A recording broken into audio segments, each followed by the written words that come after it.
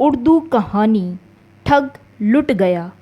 ایک گاؤں کے لوگ بہت سیدھے سادے اور شریف تھے اور ان کی نیکی اور مہمان نوازی دور دور تک مشہور تھی۔ اسی گاؤں میں ایک عقل مند شخص بھی رہتا تھا۔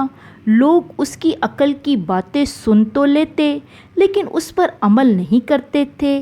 ایک ٹھگ نے جب اس گاؤں کے بارے میں سنا تو ایک منصوبے کے تحت بری حالت میں اس گاؤں میں پہنچا اور لوگوں کو اپنے لٹ جانے کی جھوٹی داستان سنائی۔ گاؤں والوں نے ہمدردی کرتے ہوئے اس کی خوب آؤ بھگت کی اور اس کے رہنے کے لیے ایک مکان کا انتظام بھی کر دیا۔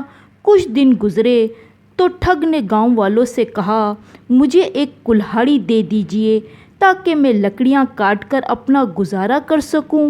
مجھے اچھا نہیں لگتا کہ آپ لوگوں پر بوجھ بنا رہوں۔ گاؤں والوں نے خوشی سے راضی ہو کر اسے ایک کلہاڑی لا کر دے دی۔ وہ کلہاڑی لے کر جنگل کی طرف چل دیا اور سارا دن وہاں ایک درخت کے نیچے بیٹھا رہا اور شام کو کلہاڑی لیے خالی ہاتھ واپس لوٹ آیا۔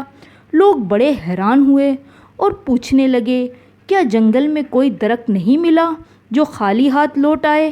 ٹھگ کہنے لگا، درخت تو کہیں تھے لیکن جب میں ایک درخت کو کاٹنے لگا تو اس درخت سے مجھے ایک آواز آئی کہ مجھے مت کاٹو، میں تمہیں بہت سا مال دوں گا۔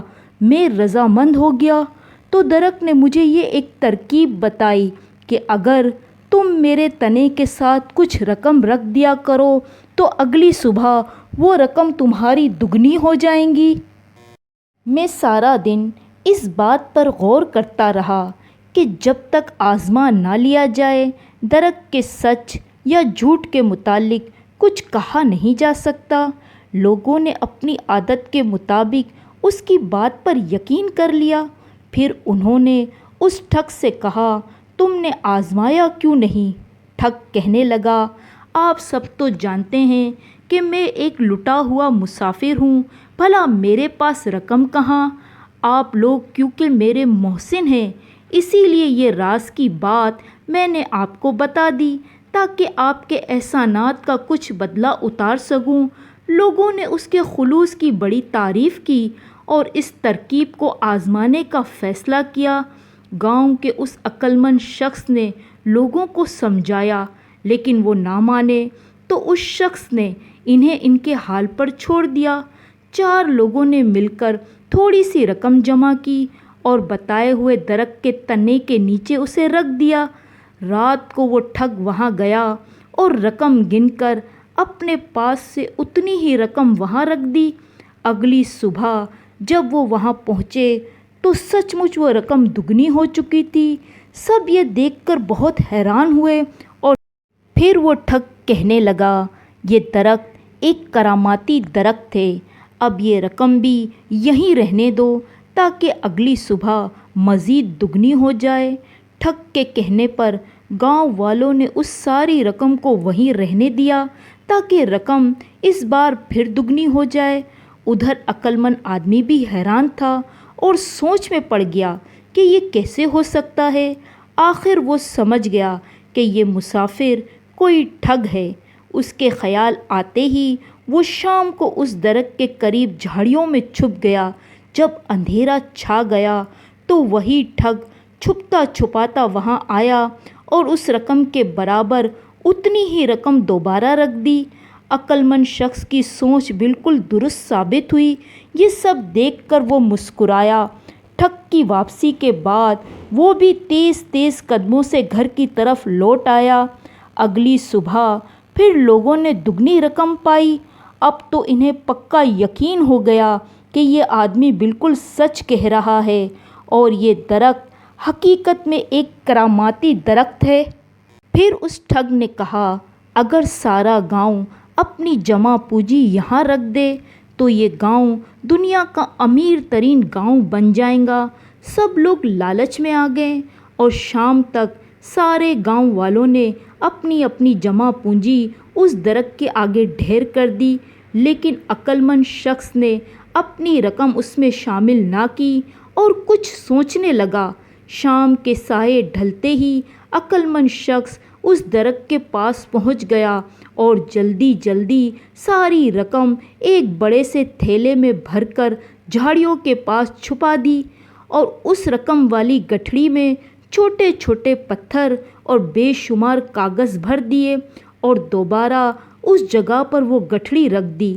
رات کو ٹھگ خوشی خوشی آیا، آس پاس دیکھا اور گٹھڑی اٹھا کر وہاں سے چل دیا۔